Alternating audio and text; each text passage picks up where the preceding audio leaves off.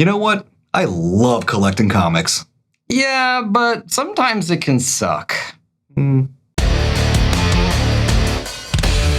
What's up, ladies and gentlemen of YouTube? I'm Guy Wozniak, and with me as always is my good friend and co-host Matt. Hey. And we are the Comic Book Guys, and we thought we would talk about sometimes when being a comic book collector can kind of suck. Now, usually it's awesome, and we can, of course, do a video talking about all the awesome things, but you guys know the awesome things. I like to talk about, like, what are the bad things that can happen? So, here's our list. Let's preface that with saying, like 90%, 95% of the time. Usually, comic collecting is fantastic. You have a great time doing it. These are the small, tiny fraction of instances where things go bad. And sometimes they do. Number 1 of 10 of the reasons why being a comic book collector or collecting comics in general can suck, and I ran into this a lot since doing this YouTube channel, is the toxic fandom and the gatekeepers and the people that basically just want to poop on your parade because Lord knows why. They're just unhappy people. Well, no, because you have a different opinion than them. Yeah, I guess that's mainly the reason. As crazy as that sounds, believe it or not, people have different opinions on things. I just saw one. Crazy. I just saw one the other day. This poor guy. I'm in a lot of the comic book collecting groups on Facebook and stuff. And this poor guy just posted a picture, and it was clearly a cover of, I forget which comic book, but it was a TMNT #1 homage cover, which that cover's been homaged a gazillion times. Sure. You know what I mean? It's kind of like the Hulk 340 with the Wolverine blades. It's been homaged by everybody and their brother, right? So he just posted this, and I think he just genuinely didn't know what TMNT #1 was, and he said, "Why is this considered an homage cover?" He just asked in the group, "Why is this considered an homage cover?" And people, and I mean not just a person, I'm talking like dozens and dozens of people just jumped all over this, made fun of the guy, talked crap to the guy, just insulted him relentlessly for asking. Maybe he's new to comics and doesn't know. Exactly. Like that Teenage Mutant Ninja Turtle cover came out going on 40 years ago. This could be a 22-year-old or a 16-year-old. Or yeah, sure. It could be a 12-year-old kid, just got into comics for the first time and doesn't know what it means. I mean, God, cut him some slack, man. What's wrong with you people? Yeah, it was a little egregious, and Jeez. Nothing I can do. Obviously, I think I posted, and I was like, you guys need to, slow your rolls a little bit. Like, what's the big deal? Here? Unless they're being like a raging a-hole the whole time. It was a very innocent question. And, wow. Okay. And I see that kind of behavior over and over. I see it from other fans of comics. I see it from comic book dealers. I see like comic book dealers doing their live streams where they sell comics on Whatnot or on eBay Live or on any of the live sellers. And they just got an attitude. People in this chat will ask a question about a book. You know what? It's easy to be brave and a jerk on the internet. Yeah. Back in my day, we used to call that being a telephone tough guy, Keyboard warrior now. Yeah, now it's keyboard warrior, apparently. Right. Yeah, it's easy to be a jerk when you're on the other end of a keyboard, and you don't even know who the other person is. And, I just think that's, you don't have to be a jerk for no reason. Some people just don't know. It's easier believe me, you'll have a much easier time in life if you just try to be nice to people. And my last example of this before we move on to the next one, that Matt and I were directly targets of. We did a video talking about Absolute Batman a while ago. Yes. With the new Joker. There was that one, and then there was just our initial review of the very first original story arc. Which was a recommend from both of us, by the way. With some criticisms. Yes, and we even articulated that these are criticisms were minor. People lost their minds. I know. People lost their ever-loving minds on us. I know, yeah, they did. For having even the remotest of negative takes on Absolute Batman. Yeah.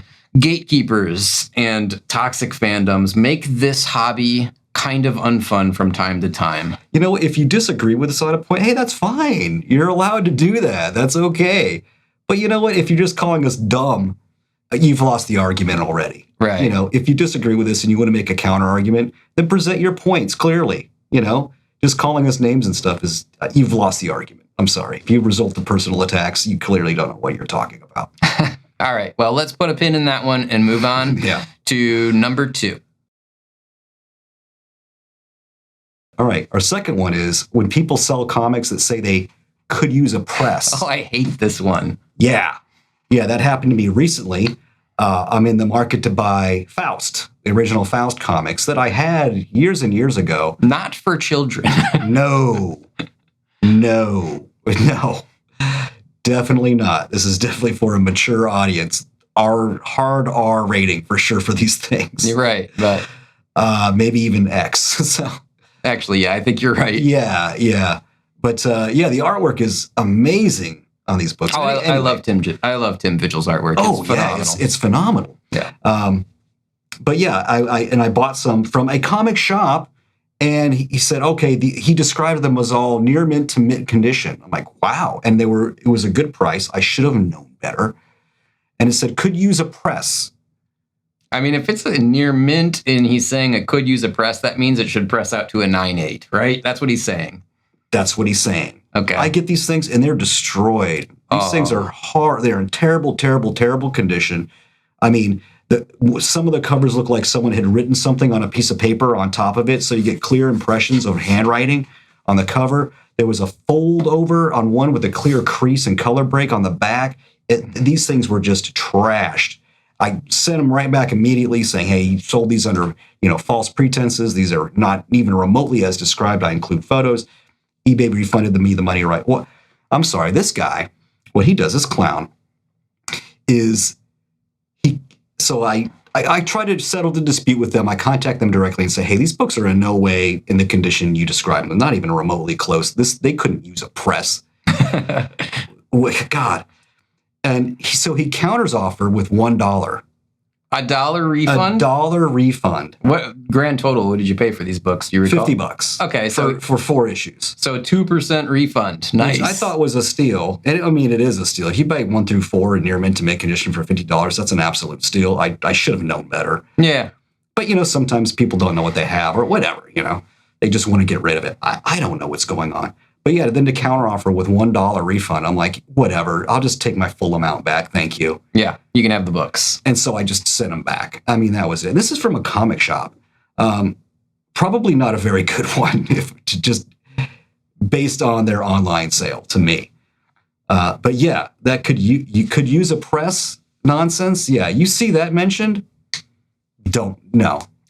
Steer clear. Whenever I see a seller that includes the tag, could use a press, or would benefit from a press, or will grade higher after press, or anything to that effect, I always think like, well, then why didn't you just get it pressed yourself and like realize the higher profit margin? You know what I mean? So it always comes off to me as complete and utter BS whenever I see it. That's a big red flag to me when I sell it. I'm not saying I would never, ever buy from somebody that puts that in their listing because, I can evaluate the images and I can make a decision on price and everything. But it puts me off enough to where more often than not, I'm like already behind the 8 ball and like leaning against buying from them. So the whole like could use a press thing from sellers is super big turn off. I got burned once by that and I'm not going to let it happen again. So I steer clear from here out. Solid advice. I don't think you'd go wrong. But all right, let's move on to number 3.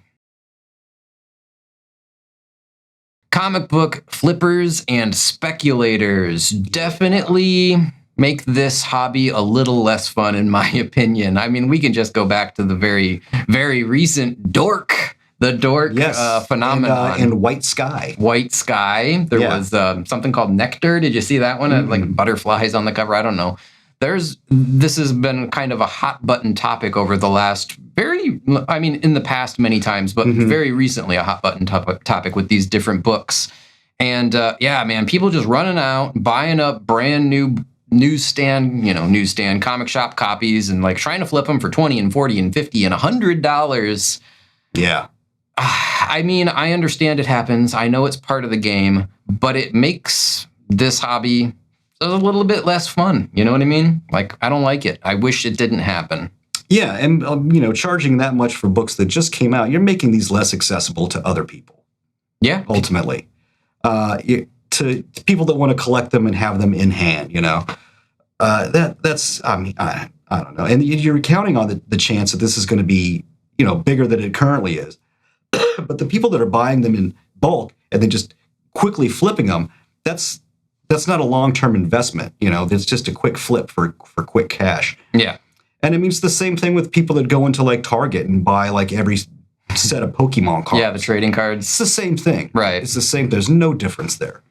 No, and I thought that that crowd of people, those flippers, I thought they largely left comics and went to the trading card game market more recently, but maybe they're coming back. I don't know. It feels like we're seeing this flip mania, if you will, a little bit more often. Yeah, flippers and speculators, recently. I firmly believe are ruining this hobby. They really are.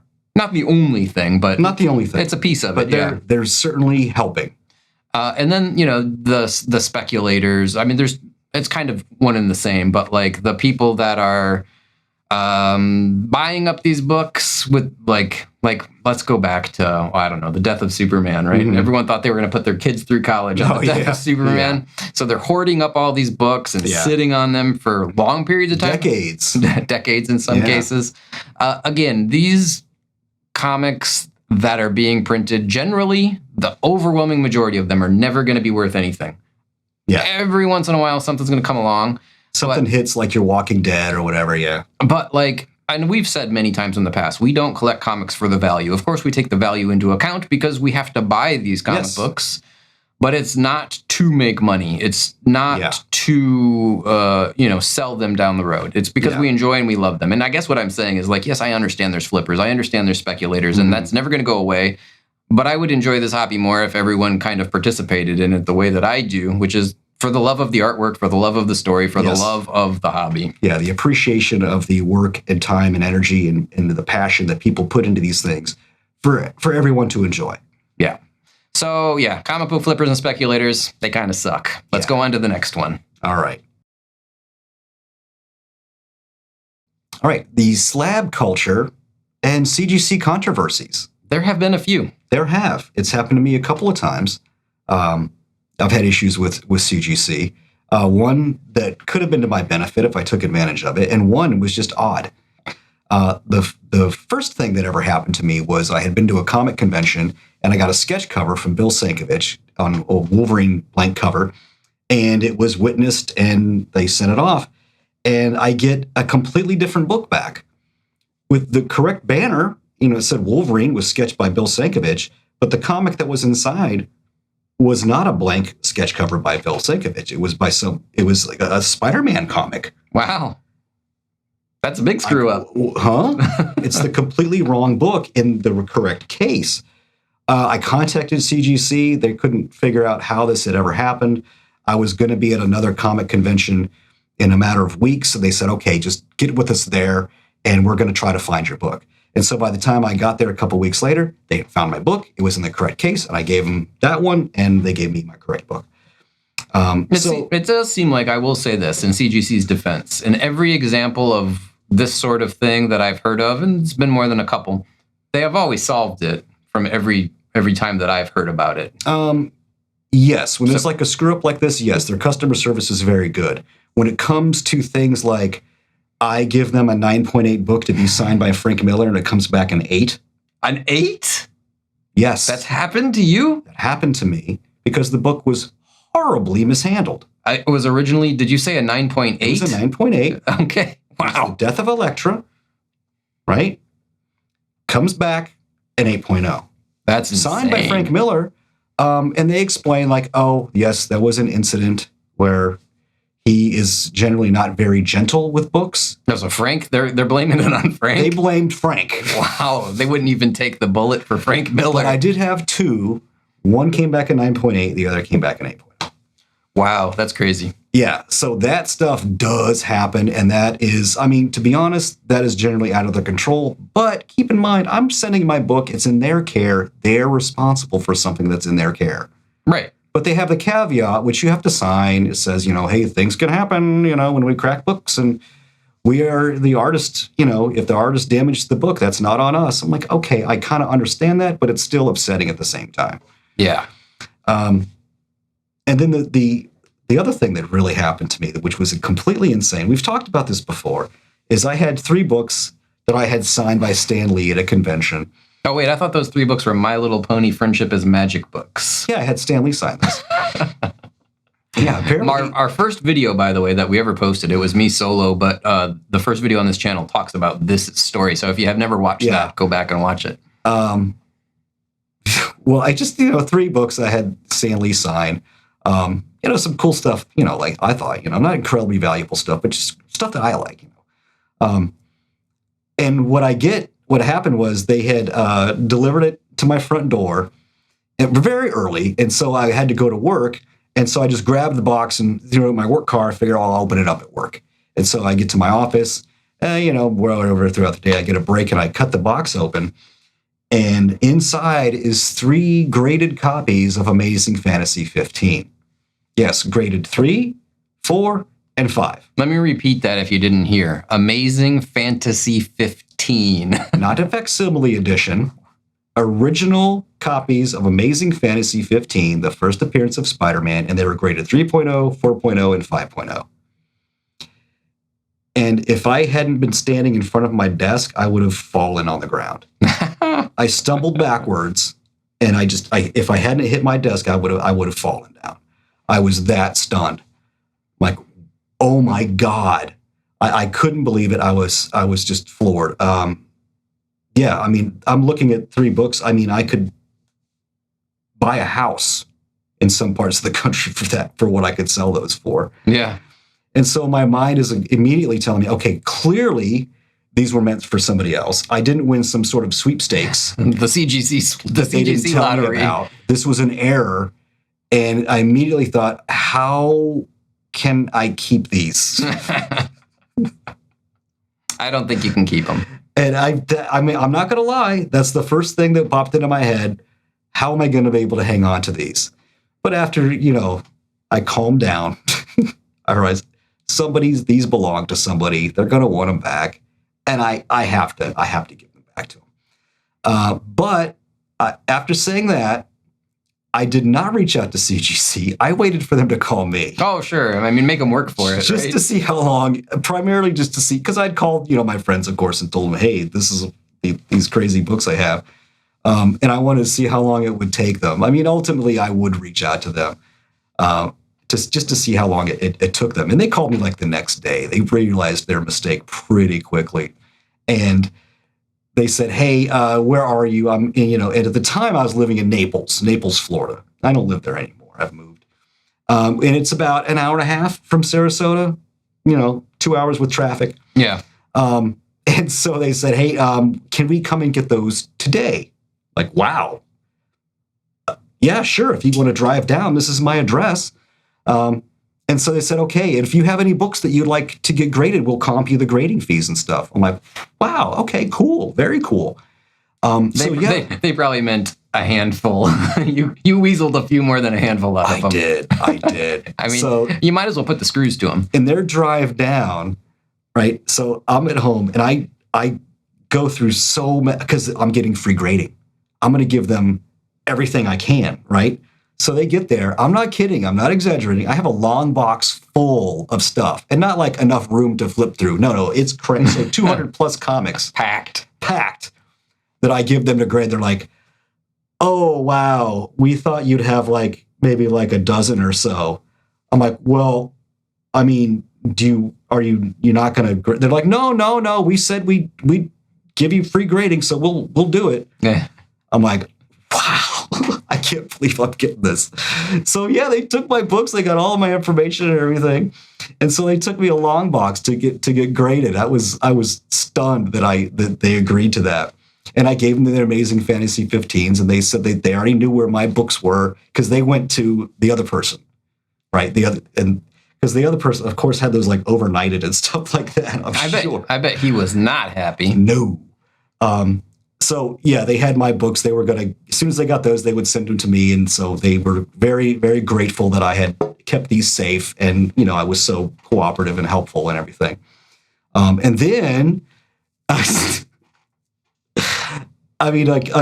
kicking a horse while it's down at this point. And I'm telling them, hey, I'm going to Miami SuperCon, next month. And I want some signature series stuff. And I want to get some signature. They're like, They just give me this heavy sigh, like,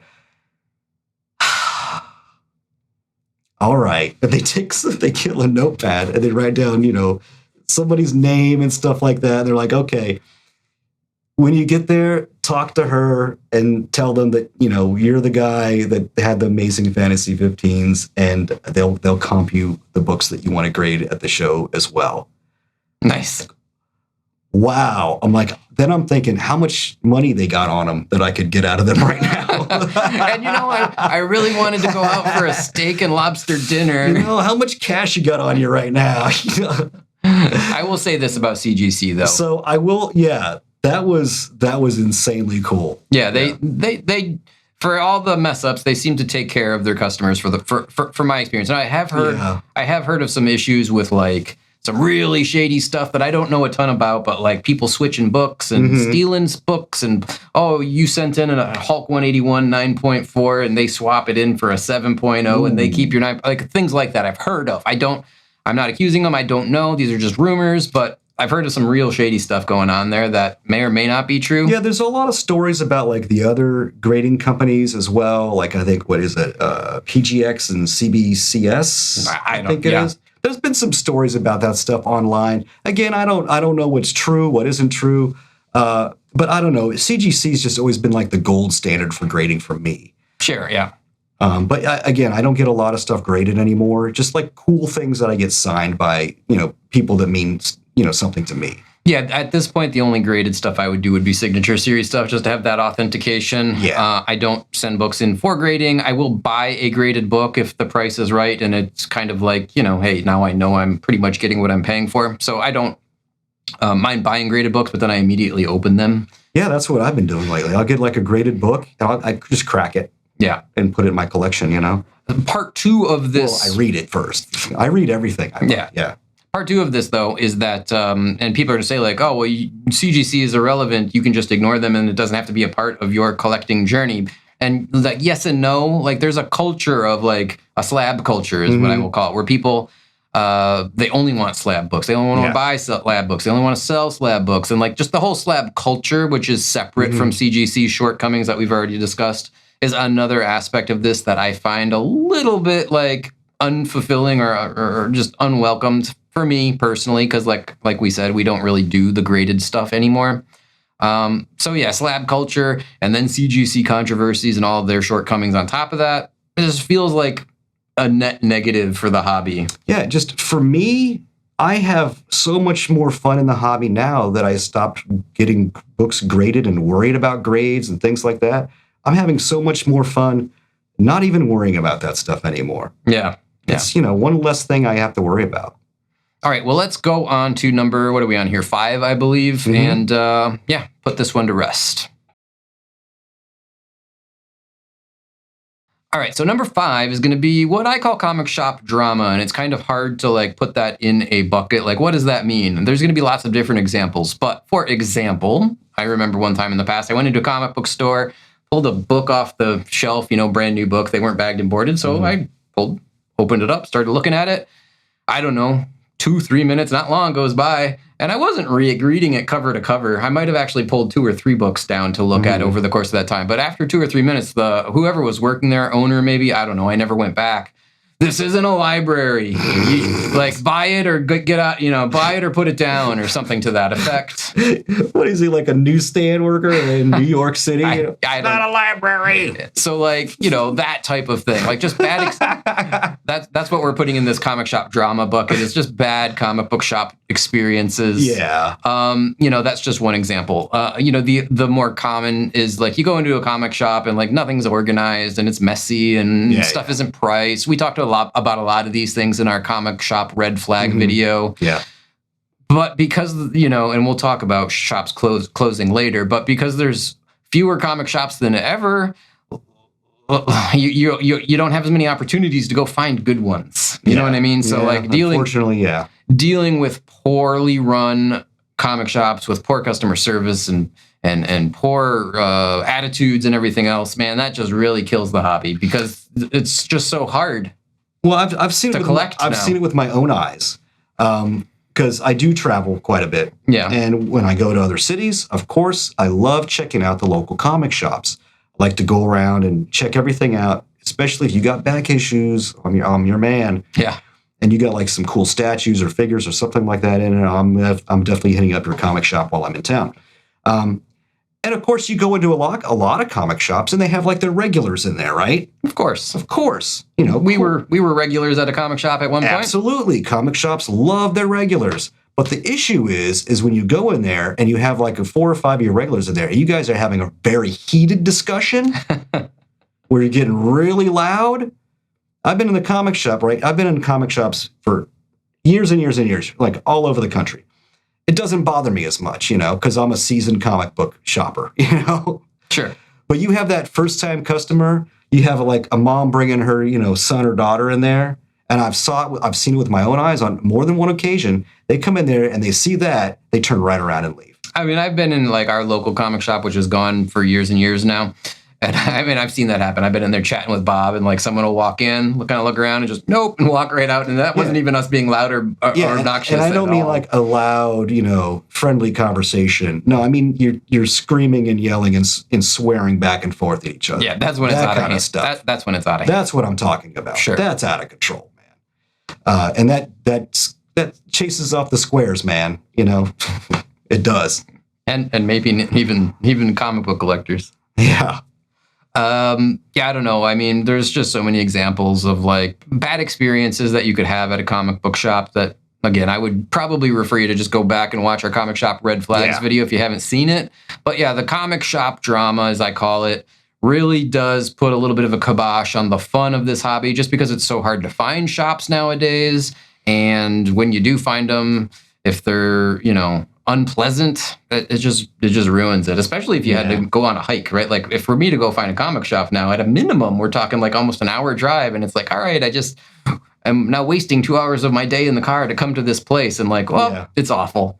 Yeah. But yeah, we'll put a pin in that one. Let's go on to number 6, I believe we're on, and Matt will tell you what he thinks about this one. When sellers overprice and overgrade books. Oh, yeah. The worst is selling ungraded books at graded prices. Yes.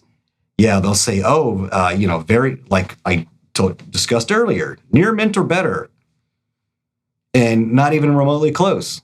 You know, but again, that was for like $50 for comics that should be at least $100, if not more, for those. And in that condition, they should have been even more than that.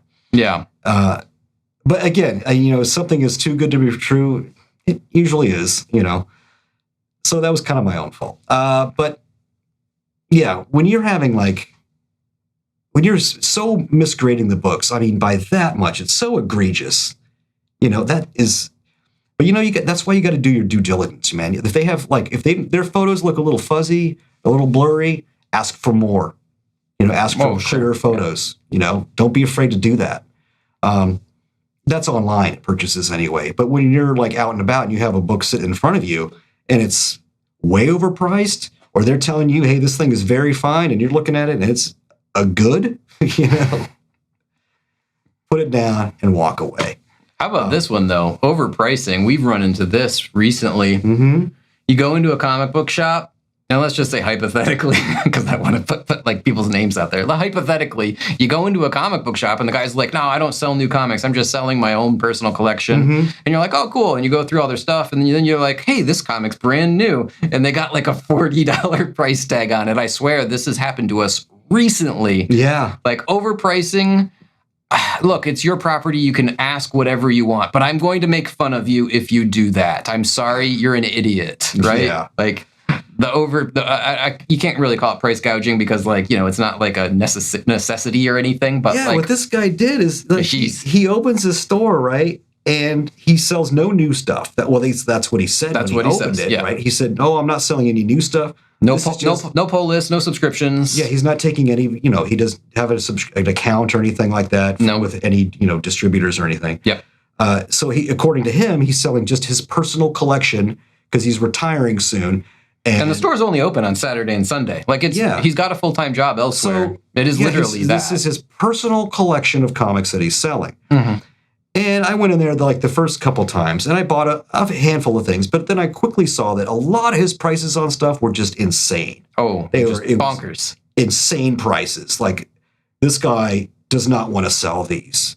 I mean, I don't see how he could at these prices. Yeah.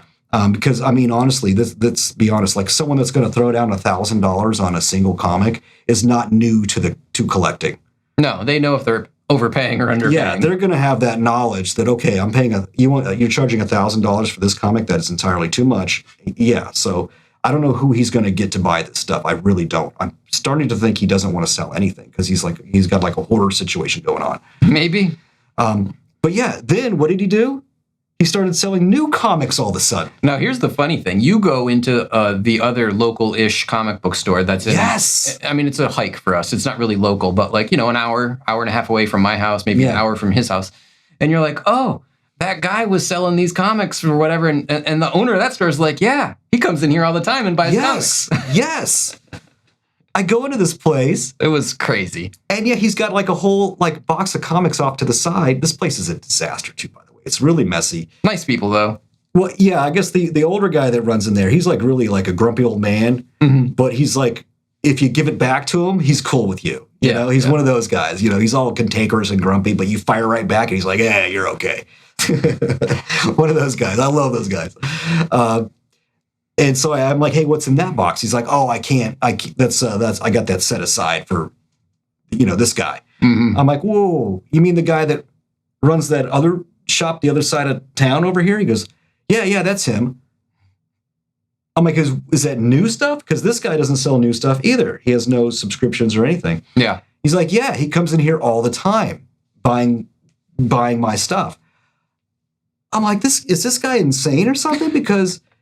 And then he marches it back to his store and marks it up. He's saying, I'm selling my private collection. Yeah. But then he's hitting up the only other shop in this town and buying from him, taking it back to his store and marking up the price and selling it. Not by a little, though. Even... We're not complaining about a 10% 20% markup. And again, it's his property. Drastically marking these books up. Let us be clear. It's your property. Ask whatever you want. But we're going to criticize you and make fun of you for doing it. Yeah. No, he'll go and buy a $5 comic and ask $50 for it. This is what we're talking about. That's what he was doing. He would go somewhere else and buy like brand new comics that were still on the shelf. And he's marking them up to like $40, and you're right, $50. Uh-huh. And it's a book that just came out. Literally 2 weeks old. A two-week-old book. You could still go anywhere else and buy it right off the shelf. And this guy's selling it for these exorbitant prices, and it wasn't even a hot book. No, it was just a typical like $3.90, $4.99, whatever book. Yeah, it wasn't like a Dork or White Sky or nothing special. This other one. Yeah. No. Yeah, like that's like it was an absolute Batman. You just kind of walk out of there scratching your head like, what is this guy thinking? It's like mental illness, man. One of the times I went into that little shop, and I like the Teenage Mutant Ninja Turtles. You all probably know this. He had Teenage Mutant Ninja Turtles Adventures #1. I believe it was from the original three-issue miniseries, not the ongoing series, but it doesn't matter either way. They're worth roughly the same kind of money. He had I remember, was it a $400 or $500 price tag on that book? I can't remember now. It was going back 6 months or so. I bought that same book online for $50. And like, was his in better condition? Yeah, maybe a little bit, but like mine was good. Not good, but mine was like very fine or better. Mm-hmm. So like $50 for a very fine, or maybe his was a near mint, $500, $400, whatever the price was. Like, he's just insane. And again, ask whatever you want, but I think you're a dum-dum. Yeah, he's not going to sell it. Right? Clearly. Maybe he doesn't want to. I don't know. I didn't see that one because, I'm not looking for that. Right, yeah. But he did have, at the time, I was looking for an Iron Man 55, the first appearance of Thanos. Not particularly because I'm a huge Thanos fan or anything, but I wanted to complete my Iron Man run, and 55 was one of the books I needed. And unfortunately, the timing with the movies and everything like that book just skyrocketed in value. So you never got one. No, I did. I do have one now. Well, now, yeah. But I had to wait a while for everything to die down. Settle back down. Yeah, settle back down. He had one in there. It wasn't in particularly high grade. I would have probably put it like at a 6. Okay, so like maybe 7. He wanted $2,500 for it. Now, I don't have any idea what the market value for that book is, but let me guess. $1,000? I bought a 7.0 for $600. $600, okay. I was just, based on what I know about that store, I was guessing. He was asking $2,500. So almost 5 times? Yes. Jeez. when I like it really hit me. Like this guy is one of those guys that is he's just a hoarder, and he doesn't really want to sell this stuff. Like that's why he's putting these insane prices on here, because he doesn't want to get rid of it, or he thinks he has a really overestimation of the value of things. Maybe he just doesn't know what it's worth. I mean, and hasn't realistically looked at prices. It's not hard to he's guessing. But it's not hard to find out what something is worth. So I almost can't even like give him the benefit of the doubt on that one. Yeah. But I don't know. Because I've been in comic shops where it's clear they don't want to sell anything. Sure, I've heard no criticism, but like I've heard Mile High Comics is like that, where like everything's overpriced because like the guy just doesn't want to sell it. I ran into a guy at a comic shop in Tampa, and he was a straight up hoarder. Like I could tell. Yeah. Like, because he would brag about all this stuff he has, but he has this comic shop, and stuff is just piled up everywhere. He's got toys, comics, I mean, all figures, statues, and everything is just piled up all over the place that you can't even tell where anything is. It's piled up. You can't see stuff that's on shelves. Everything is covered in dust. He probably hasn't sold anything in who knows how long. And he doesn't want to, because his prices were just absolutely insane. And I remember him showing me like a big Ziploc baggie, because we started talking about the old Mask figures. Oh, those are good. Yeah. And he had a baggie full of the figures. There's about a dozen of them in there. I'm like, oh, those are cool. And just out of curiosity, I'm like, how much you want what are you selling those for? He's like, well, I'll sell you the whole bag for $1,000. That seems high.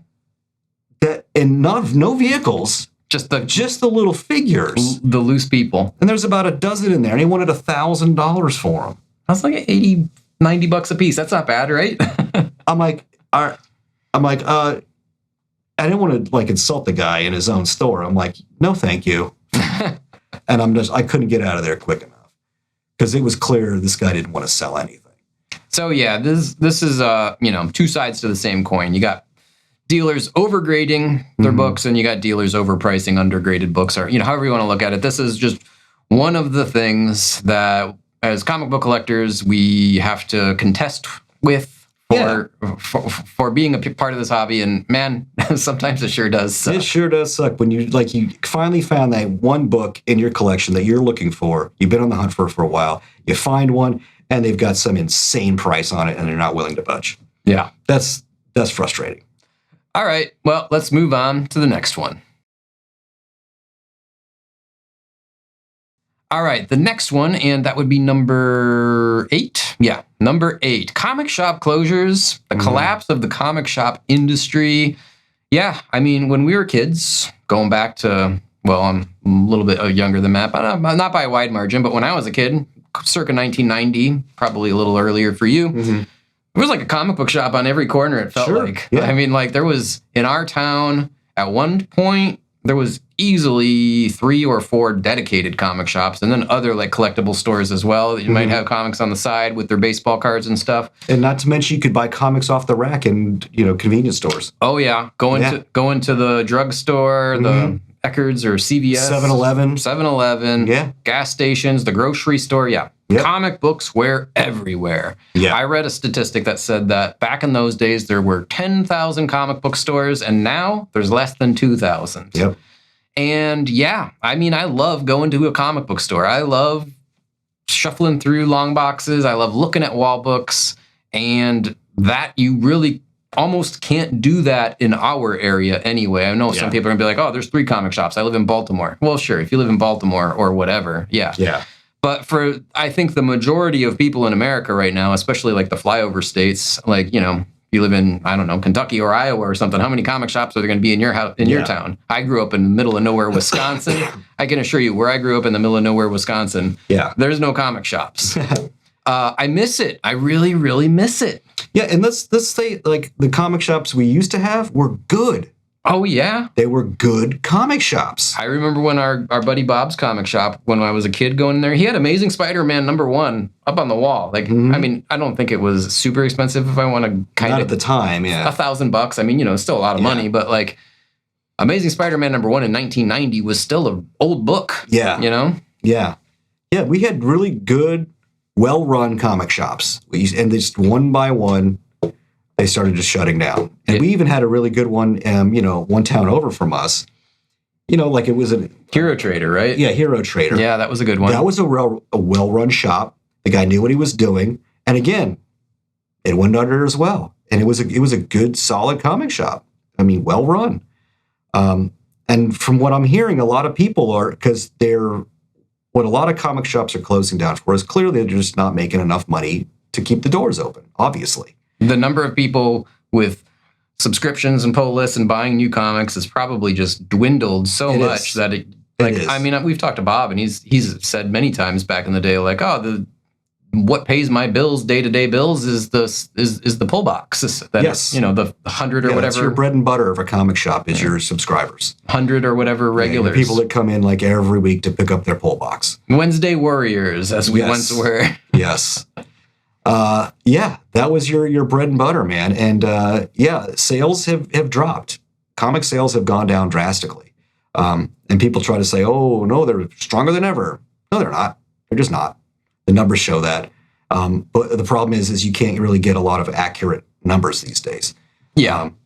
It's difficult because everybody used to use Diamond, so you could get those numbers.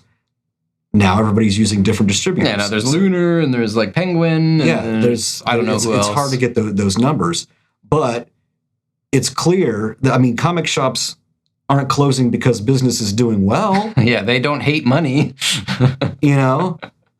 And back in the day, comic shops were also competing with 7-Elevens and Walgreens and people buying comics off a shelf in a convenience store. So even then, comic shops were thriving. And so, it's what we're seeing is the slow death of the comic industry because it's going to have to go to something else. It's going to have to go to strictly trades or online or, who knows? It's going to have to change. I don't know what the world of comics is going to look like in 10 or 20 years in another generation. Yeah. But I think it's going to be a lot different than it is even today. And it's not going to look anything like it did when we were kids. Yeah. So, the collapse of comic shops as we know it is for sure one of the main things that sometimes, makes this hobby, which is otherwise very enjoyable and something that I love, kind of suck sometimes. And let's move on to the next one. All right, movie and TV keys. All right, what we mean by that is books that suddenly spike in value because of a movie or a TV show. They were never popular, and then all of a sudden... Yeah. Well, sometimes they were still popular. Well, like I spoke about earlier about Iron Man 55, the first appearance of Thanos. That's been a valuable book because it's a key book. It's the first appearance of a major villain in the Marvel Universe. Sure. But then when he was in the movies, that book just skyrocketed in value. And like I had said before, it got way too expensive for me. And I just had to just wait because I know from experience that you see a huge spike in the prices of those books, but then you see a nice, slow decline. Yeah. And so, you just have to wait. But you remember the first appearance of Guardians of the Galaxy when that movie was new and hot? Oh, yeah. It's not those prices anymore. Oh, yeah. Not even close. You just got that book, actually. Yes, I just finished that. I finished that run. I have the first Guardians of the Galaxy. But it's a very different Guardians. So their first appearance, they're very, very different characters. Not like the movie. No. But and then I ran into that with Ultron, of course, his first appearance. Yeah. But I had one at the time. So they announced the name of the movie. I sold it for this insane price. And then I waited like 2 years. And then I bought it for probably close to what I originally paid for it. Nice. Nice little profit for me. And let me buy a bunch of new comics. But you will see that. You'll see there'll be a sudden spike in the price when they make a appearance on a TV show or they announce their appearance on a TV show. Yeah, that's when it really starts heating up. And that's super obnoxious. It's like, there's a whisper of or the big one people used to do is you go check IMDb and you'd see so-and-so is playing this character and immediately the comics go bananas. The one time I saw where that didn't work was with the Eternals. Oh yeah. Now I didn't see the movie, so I can't really attest to how good or bad it was. I watched half of it and turned it off. That's how bad it was. I know that I already had one at the time. I had a first appearance, Eternals #1. But and I was keeping an eye on the price, like what was happening with it, like what it was selling for. After the movie came out, it went down. The price went down. Wow. It didn't go up, it went down. And that pretty much told me everything I needed to know about the movie, and I had never bothered to go see it. You made the right choice. Yeah. I think so.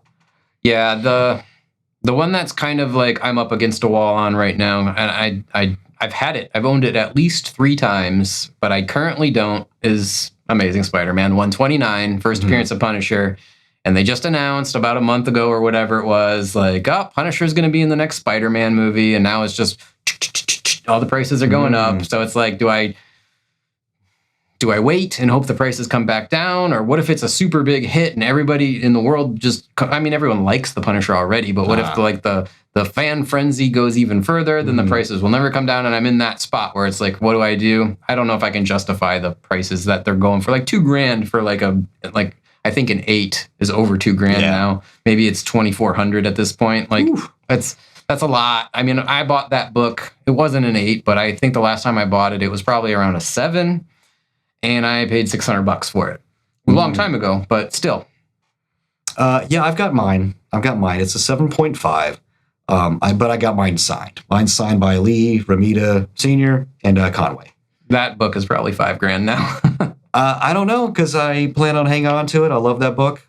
Yeah, I never planned to part with that. Stanley, Romita Sr., and who was the third one, did you say? Conway. The inker? No, the writer. Conway was the writer? Yeah. I thought... Jerry. I thought your guy, what's his name? You love him. Roger Stern? No. I thought Roger Stern wrote that. No, 129? I thought that was too early for Stern. Oh, he was in the 200s. Yeah. My bad. The first Hobgoblin. Right. Yeah. Okay, yeah. That was Stern. Okay, yeah. Well, moral of the story, I don't know if I'll ever get one now because of this issue of the movie hype and the TV show hype driving up the prices of the books. And it's really like...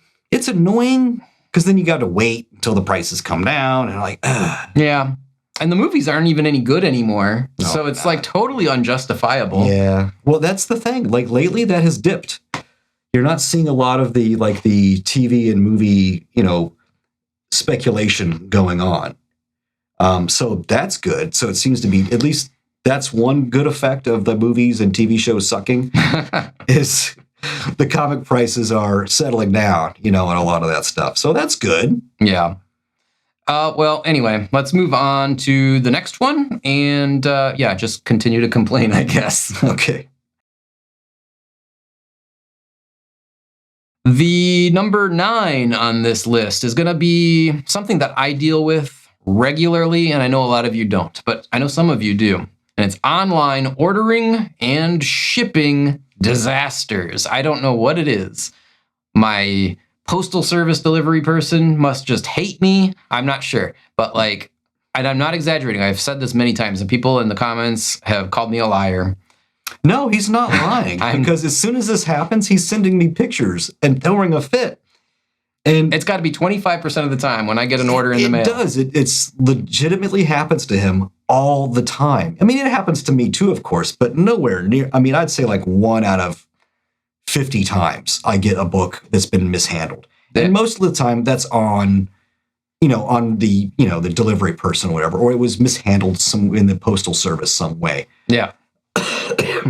But then a fraction of that time, it's also poor packaging.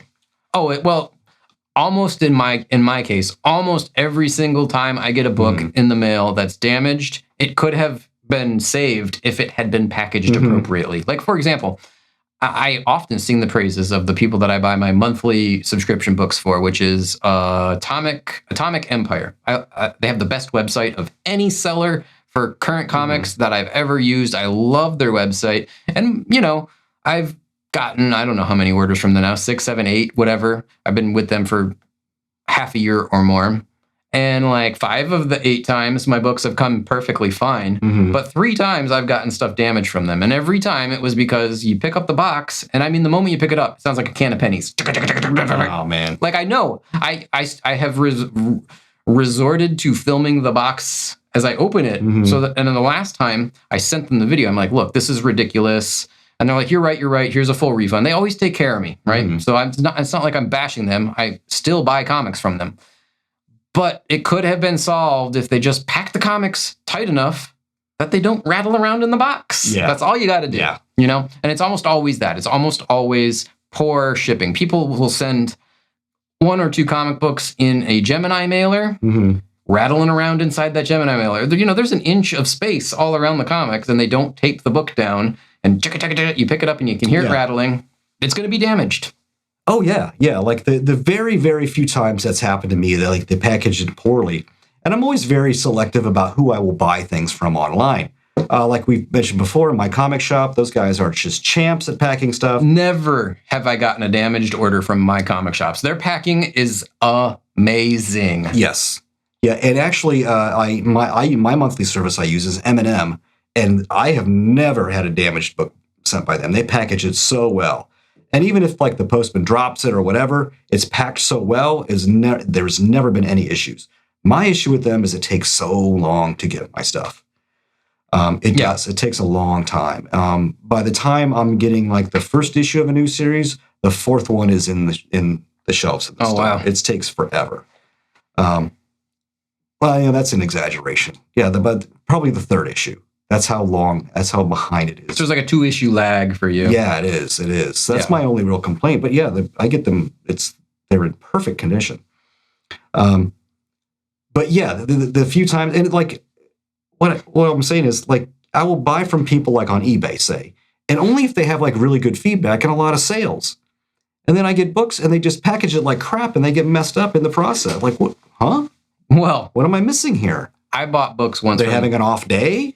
I bought books from this very well-known dealer. Comic Dojo is their name. And he sent me the books I bought, and it's a Gemini inside a Priority Express envelope. Not a box, an envelope. And I opened it up, and the corners are all dinged up on most of the books. A couple of them survived. And I reached out to this guy, and I was like, hey, man, like these books are damaged. You can't just put a book in a Gemini without securing it and expect it to make it. Anyway. Was it bagged and boarded? The book was bagged and boarded, but a bag and board is usually not enough to save a corner when you chuck the Gemini. Yeah. You know what he says to me, though? This was insane. He's like, what, did you drop those? Accused me of damaging them and trying to swindle him out of any sort of refund. And I was just so dumbfounded. I didn't even know what to say. Maybe it's happened to him before. Well, then he says to me, this never happens. It must be something you did. I'm like, what do you mean this never happens? And I know he sells tons and tons of books. How can this never happen? Is that if this is how you pack every order? And again, like I said at the beginning, maybe my mail carrier effing hates me. He has to. I don't know how this constantly happens to me. But I'm telling you, every time I get a package, if I can feel the book moving inside, almost with a certainty will the book be damaged. So it's so infuriating. Yeah, I got a book one time. It was a graded book, and all the guy did was put it inside a bubble mailer. Like those brown envelopes? The plastic ones. Oh, okay. Yeah, that's all he put it in. It was like a plastic, with the bubble inside. Did it survive or was it smashed? I'm like, oh my God. I'm like, and my postman just shoved it into my mailbox. Okay. Like angled it in there and shoved it in there. And so I'm like trying to fight this thing and get out of there. I'm like, dear God, this thing's going to be destroyed. And I open it up and it's in perfect condition. Oh, wow. That's lucky. That would have been busted if it was my house. I don't know how on earth that happened. But I opened it up. I'm like, I was stunned. I'm like, what? Yeah. And so I'm like, I want to criticize the guy for poor packing, but then mission accomplished. I mean, I got it, and it's so. What am I complaining about? What could have happened? Here's the problem. That guy learned the wrong lesson, right? So now the next person is going to pay for it, because eventually that behavior, that type of packing is going to lead to something getting damaged. And by eventually, I mean in the next. Well, that's what I ended up doing. I ended up contacting the guy and saying, "Hey, just so you know, I got this, and it's in perfect condition. But your packing sucked. But you could have packaged it better. Yeah. You need to package your stuff better. I don't know how I got it in good condition this time, but in the future, yeah, please." And he never even responded. He just ignored. I mean, I don't know. Whatever. I have gone to, when I buy off of eBay, or if I buy on like a message board or a Facebook group, I message the person and I'm like, listen, you have to pack it like this. Otherwise, it will get damaged. Again, maybe it's my mail carrier. I don't know. It's just, please pack it. And I explain like how I want it packed. And 9 times out of 10, they ignore me. I mean, they'll respond and be like, yeah, sure, no worry. I know how to pack. I bought one from, I think it's called Lady T Comics. They seem like nice folks. And they do the little live stream thing. It was Secret Wars #8. So kind of a pricey book. I think I paid well over $150 for it. And I'm like, please don't put this in a Gemini and just shove it in the mail. It will get, and then I will get damaged. And they're like, oh no, we're experts. We know exactly what we're doing. That's how they sent it to me. They just stuck it in Gemini and shoved it in the mail. Now, it doesn't always get damaged. More often than not, in fact, it makes it to me okay. But I'm not joking when I say 25% of the time the books get damaged.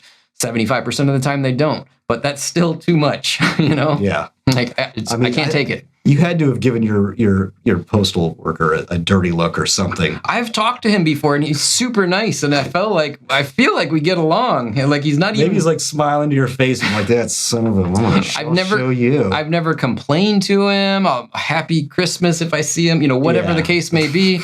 Happy Christmas. That's it. He's like, that son of. He doesn't know you. God, it's Mary.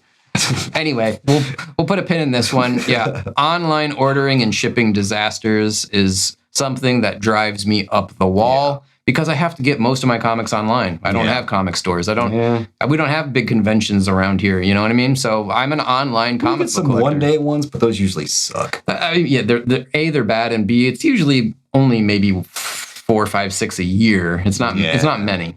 But anyway, we'll put a pin in that one and move on to, I think this is number 10. This is number 10. Publisher gimmicks.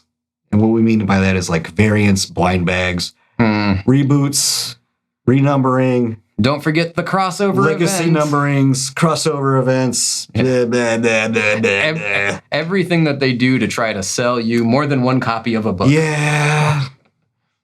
Yes. It gets just so tiresome and exhausting. Event after event after event. It ties in all the different comics. And then on top of that, you get like all these variant covers. You get events with variant covers that tie into other comics. Yeah. That are being rebooted because of this event. And, we're introducing a new character, but it's not really a new character. It's the same old character, but they're different now because of this event in the reboot. That it's a tie-in issue. And if you want the really cool cover, you got to buy a blind bag. Yeah, the blind bag, the really cool variant covers in a blind bag. Like, Yeah, I've had enough of that too. Yeah, wow. This convoluted cluster mess, oh, dear God, that is currently the comic industry. And this is mostly Marvel doing this. They are the biggest perpetrators of this nonsense. You know what? Actually, well, they are, you're right. But are they the biggest perpetrator? You know who, in my experience, was really bad? Was the people that make Vampirella, which is that Dynamite, I think? Yeah. No offense, Dynamite. But oh my God, the number of variant covers. And here's the most terrible part about it, in my opinion. What is happening on even the A cover has absolutely no bearing on what's going on inside the book. Like I bought I like horror, right? Like I like, so when I got back into comics, I was like, oh, Vampirella, that's cool. I'll get Vampirella. And there's like the sexy vampire with the blood all over and like, I'm going to enjoy this, right? And then I opened the comic book and she's like burping a baby and going through like postpartum depression and like going to see her therapist. And I'm like, what in the heck is going on here? Huh? And I go back to the cover and she's in like the little bikini looking, the costume with the... Yeah, you're like, what? And I'm like, what is happening? This is not the same thing. So anyway, Marvel is horribly, horribly bad with their variant covers, but I think Dynamite and the Vampirella series maybe trumps them, if not at least is as bad. That was bad. Yeah. Just the endless gimmicks is just, it just really wears on you to the point where I currently don't buy any Marvel comics. None? You don't even got one? I don't buy any now. I got ASM still. Amazing Spider-Man. Yeah, I don't buy any. In fact, I just ordered my monthly order, and I spent $32. For the entire month of comics. That's not bad at all. Yeah, quite a bargain. I wish I could spend more money, but there's not a lot out there that really appeals to me anymore. I got the standard. I will try like a new miniseries here and there if it sounds interesting. Yeah. Or, a new series that's starting off. I simply don't trust Marvel anymore.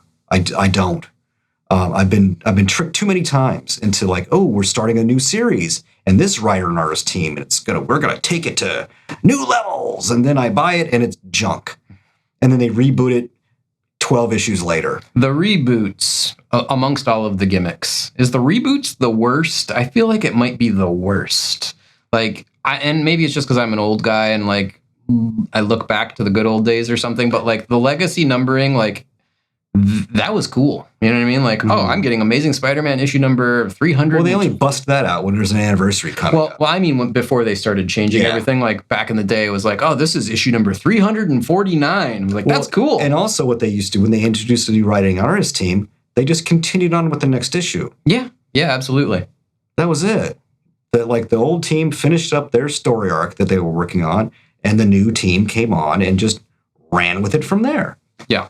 But now reboots, they're rebooting it because that's a number one issue is a boost in sales. But here's the annoying thing about the reboots. Oftentimes, they do just what you described. They just continue the story with the same artist, never mind a new artist and writer, same artist and writer. The same writing and artist. And nothing is like resolved, so you're just jumping into this book that's a number one, thinking like, okay, this is obviously a good jumping on point. And no, it's not a good jumping on point. No, it's not. It's not. It's super confusing. Yeah. Because people ask us, oh, where do I jump onto this title? I don't know what to tell you, man. Don't. Yeah. Buy other comics, like the X-Men. Dear God, I don't even know where to begin. You want to jump onto the X-Men? Start with the Byrne and Claremont run. Issue 94. Yes. That's where I would start with the X-Men. That's where you start. I'm technically giant size X-Men number one. If you're just starting in comics, don't go buy that. Buy like the trade. There you go. That's where you start. Actually, Marvel Unlimited, if you have an iPad, is like a great bargain. It's $60 a year, and you just get access to everything. There you go. So do that. I mean, unless you hate Marvel and you don't want to give them money, but like I don't mind giving them $60 a year. No, you want to buy and have the actual comics, go to a local comic shop and buy some of their back issues. Yeah. There you go. That gets pricey, though, on those. It does. On those old X-Men. It does. I bet you'd spend... I don't even know. I don't even want to guess. But if you're new, it's just buy a trade or buy like a reprint, something like that to get those old comics. I don't read a lot of new stuff anymore. I read like the new Conan. That's excellent. I like what Ghost Machine's doing. They're doing some really solid stuff there. I really enjoy Geiger and Hyde Street. Yeah. So yeah, I would recommend Ghost Machine for sure.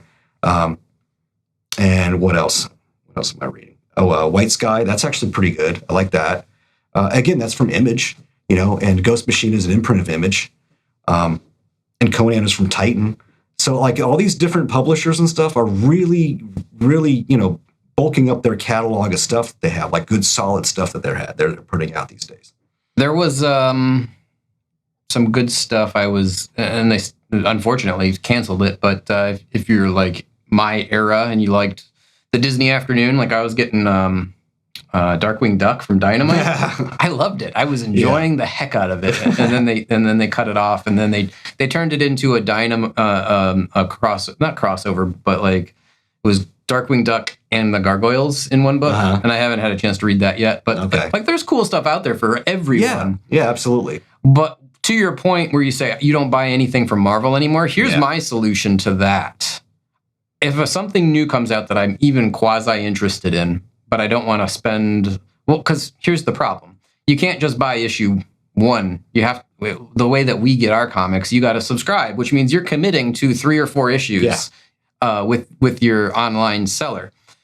So what I'll do is I won't subscribe to it. I'll wait till it's published, and then I'll buy the digital version, just the first issue. And if I read that and I like it, then I'll subscribe to it. So I won't commit until I've actually had a chance to try it. That's a big problem we have is we don't have a comic shop. I can't go in and pick it up and look at it. Right. And give it like a quick appraisal on the spot, like, oh, this looks interesting. That's impossible for us now. We can't do that. Yep. So I have to rely on the solicits that they provide the previous catalog to look if that looks interesting. And like I said, I've been burned too many times from Marvel, so I'm done. But you know what? If I am in a comic shop somewhere and I do see something from Marvel, I'm going to look through it. And if it looks like it might be decent, then I will probably pick it up. I just don't now because I really don't have the opportunity to do that, and I'm not willing to be 3-4 issues into a title and then find out that it's crap. Well, that happened to me with, and I just stuck it out because it's a miniseries. Was Skinbreaker. I was like, oh, David Finch and Robert Kirkman. Of course, I'll add that to my pull list. Yeah. And we got the first issue, and we're like, oh, this isn't good. And we got the second issue, and we're like, this is really not good. And now I'm like, I've got 7 issues of it, and the 8th one's on the way. But you kept buying it. I felt, because it was a mini series, I was like, I might as well complete the whole series. I felt like pot committed or something. But if that was, an ongoing series, like X-Men or whatever, I would be 5 or 6 issues deep in this before I could cancel it. And then it's like, what am I going to do with these random 5 copies of X-Men? Now it's just taking up space in my long box. Yeah. And then, like, I could try to sell it online, but that's a pain because they're not worth anything more than cover price, and even not really cover price. So it's like, okay, I got 5 comics. I'm going to try to get $10 for, and then I got to ship them. That's a pain. Yeah. So, yeah, now I've just resorted to, I'll spend the $3 or the $4 on the digital copy, and if I like it, then I will commit to buying physical. But if I don't love it from the very, very get-go, I'm out. I won't give it a second chance. Yeah, I'm down to buying like a handful of comics every month and back issues. That's where I spend my comic money. Yeah, I also only get about 6 books now. Yeah, I'm sick of the reboots and all the gimmicks, and it's just grated and worn on me. You win. You win, Marvel. You've succeeded. You've chased me away. Hey, well done. Maybe that's what they wanted. Slow clap. Yes. All right, well, let's wrap this one up. That is our 10 things that make comic collecting suck, or whatever. That's a working title. I don't know what the actual title of this video will be until I edit it and whatnot. But comics suck, and this is why. Like we said at the beginning, mostly being a comic book collector is awesome. Yeah. Right? Like, we could talk about what's great, but you guys already know what's great. This is the small fraction of stuff that we can't stand. Yeah, let us know in the comments. What grinds your gears? What is that, Peter Griffin? You remember Family Guy? He had this like little skit where it's like, that grinds my gears. I don't watch a lot of Family Guy. I mean, I don't regularly, but I've seen it enough. Anyway, what grinds your gears about being a comic book collector? Yeah. What is it that you run into from time to time? Yeah, what annoys you? Yeah, just chaps your ass, because it happens to all of us, I bet. These are just 10 things that we probably, put at the top of the list, but surely we could go on and on. Yeah. But yeah, let's wrap it up. Let's say, as we always do, until next time, keep collecting comics. If you keep reading comics, keep reading them. And if you got a local comic book store, keep supporting them, because you might lose them like we did. Yeah. Keep watching our videos. More important than everything. And until the next one, bye now.